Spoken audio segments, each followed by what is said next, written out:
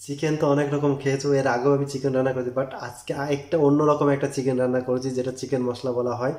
তো এই রেসিপিটা একবার ঘরে অবশ্যই ট্রাই করে দেখতে পারো, এত সুন্দর টেস্ট লাগে, মানে কি বলো, অপূরন্ত টেস্ট। ঠিক আছে, একটা ইউনিক একটা রেসিপি। ঠিক আছে, তো আজকে আমরা বানাবো চিকেন মশলা।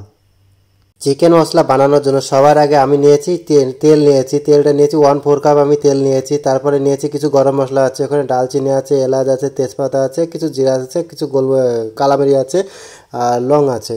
তো এটাকে সব তেলটা গরম হয়ে যাওয়ার পরে আমি এটাকে ভেজে নেব। ভেজে নেওয়ার পরে সুন্দর করে ভেজে নেব। এবার আমি পেঁয়াজ ব্যবহার করছি। পেঁয়াজটা ছোটো ছোটো করে কেটে নিয়েছি। ছোটো ছোটো করে কেটে নিয়ে একটা পেঁয়াজ নিয়েছি, মানে একটু বড় সাইজ ছিল তার জন্য আমি একটা পেঁয়াজ নিয়েছি, আর যদি ছোটো হয় তাহলে দুটো নেবে পেঁয়াজ। এবার আমি 1 চামচ মতো হচ্ছে আদা রসুন বাটা দিয়ে দিয়েছি, আদা রসুন বাটাটা দিয়ে দিয়েছি। তো এবার আমি সুন্দর করে ওটাকে মিক্স করে নেবো, যতক্ষণ আমার কাঁচা গন্ধটা যায় ততক্ষণ আমি মিক্স করে নেব। তো এবার আমি কিছু মশলা ইউজ করেছি। আমি কিছু মশলা ইউজ করব। এখানে আমি নিয়েছি ধনিয়া পাউডার নিয়েছি 1 চামচ, আর জিরা পাউডার 1 চামচ নিয়েছি, আর নিয়েছি হচ্ছে হলুদ পাউডার 1 চামচ নিয়েছি, কাশ্মীরি লাল মির্চি পাউডার 1 চামচ নিয়েছি, আধা চামচ নিয়েছি লাল মির্চি পাউডার, আর নিয়েছি আমি হচ্ছে চিকেন মশলা নিয়েছি।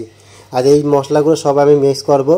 তো মিক্স করার সময় একটু ধ্যান রাখবে, একটু যেন পুড়ে না যায়, যদি পারো একটু জল দিয়েও মিক্স করতে পারো, অসুবিধা নেই। তো আমি সুন্দরভাবে মিক্স করে নিচ্ছি, দেখতেই পাচ্ছ আমি কিভাবে মিক্স করছি তোমাদেরকে। তো এইভাবেই তোমরা মিক্স করবে। আর এই ঘরে একবার অবশ্যই ট্রাই করে দেখতে পারো, এত সুন্দর টেস্ট না, মানে কি বলবো। তো এই জন্য আমি জলটা মিক্স করলাম। তো জলটা ইউজ করলাম এই কারণে যাতে মশলাটা একটু নিচের থেকে পুড়ে না যায়। আর এখানে না একটু করবে তোমরা, কি বলো তো, গ্যাসটা একটু স্লো রাখবে। ঠিক আছে, তাহলে তোমাদের কষাতে সুবিধা হবে। যারা যারা যে খড়িতে রান্না করো, যারা কাঠে রান্না করে, তাদের তো ব্যাপারটা, তারা একটু একটু সতর্ক করে রান্না করবে যাতে একটু পুড়ে না যায় নিচের থেকে। বাট আমি কী করেছি, একটা টমেটো আমি গ্রেট করে নিয়েছি। এটা গ্রেট করে নেবে, তো গ্রেট করে নিলে টমেটোটা ভালো টেস্ট হবে। এখানে একটা পেস্ট বানিয়েছি, পেস্টের মধ্যে ছিল হচ্ছে যে বাদাম, মেলাঘাটে যে বাদাম পাওয়া যায় সেই বাদাম নিয়েছি, আর কাঁচা লঙ্কা মানে বেটে নিয়েছি দুটো। তো তোমরাও চাইবে বাদামটাকে পিষে নিতে, ঠিক আছে, মিক্সারে পিষে নেবে, আর যদি পাটা থাকে তো পাটাই বেটে নেবে। তো সব মশলাগুলো আমি সুন্দরভাবে মিক্স করে নিই। দেখো আমি কি সুন্দর মিক্স করে, দেখো একটা তেল ছুটছে, যতক্ষণ না তেল ছড়বে ততক্ষণ তোমরা মিক্স করবে। ঠিক আছে, মিক্স করে একটা টাইম। এবার এখানে আমি নিয়েছি হচ্ছে 1.5 কিলো চিকেন নিয়েছি।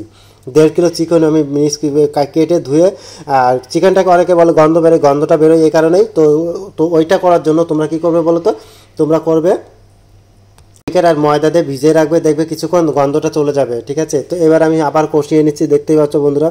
তো এইভাবে কষাতে থাকবে। ঠিক আছে, আর একটু যদি পারো এখানে গরম জল দেবে। ঠিক আছে, মানে অবশ্যই গরম জল দেবে। 1 কাপ আমি গরম জল ইউজ করেছি এখানে।